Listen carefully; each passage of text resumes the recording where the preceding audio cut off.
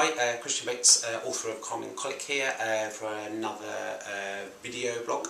I want to just cover some research today which I think is one of the most important bits of research that I found, and it's to do with the protein content in a mother's colostrum after she's had a caesarean section or a vaginal delivery.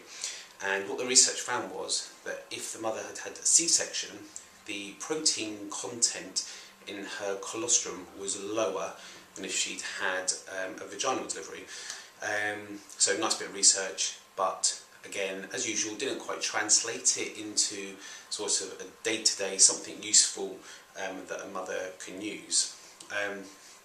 There's always a bit of deliberation about how much the mother's diet affects her breast milk, and lots of research shows that the breast milk will always remain the same no matter what the mother eats. There's research on this, but I'm not as convinced by the research, because I definitely see in clinic that the mother's diet has a big effect on the quality of her breast milk, the colic in the baby, and research definitely shows that food particles from the mother's diet pass through to the baby, particularly, say, milk, proteins and things, which can then aggravate colic. So we know that, and there's research showing that. But this is so useful. So if you've had a C-section, there is less protein in your breast milk, and protein is kind of the building blocks of your baby.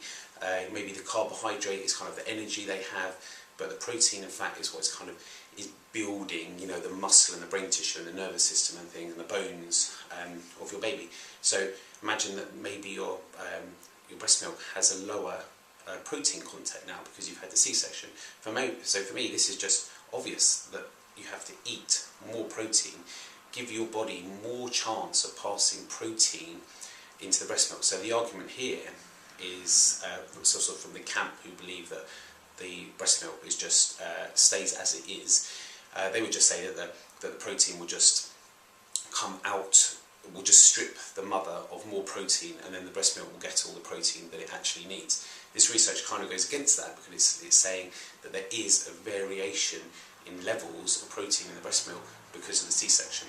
And I just totally agree with this, because I look at the mother's diet when they come in to see me, and I have them do a one-day diet diary, and across the board mothers really lack protein because they're looking after their baby, they're rushing around, they eat basically toast, sandwiches,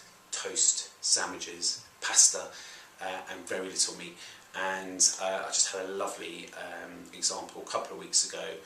Very hungry baby, feeding, and the mother was saying, you know, it's just like her milk isn't really satisfying the baby. Gave the baby a bottle, baby was super satisfied, colic down, crying down, slept lovely. That's quite disappointing. Maybe if you're trying your best to make a big effort to breastfeed, and then the bottle proves more satisfactory to the baby. That gives me a big clue.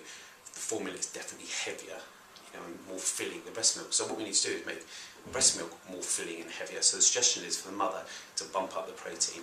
She actually went away that night, had a lovely steak, and lo and behold, baby, best night's sleep ever, satisfied, feed, out, lovely asleep. So a really nice example to me of what I believe can happen, and actually this research shows this. So what I believe and I hope, the increased protein the mother had passed on to the breast milk, baby more satisfied, had a lovely sleep. So take that on board.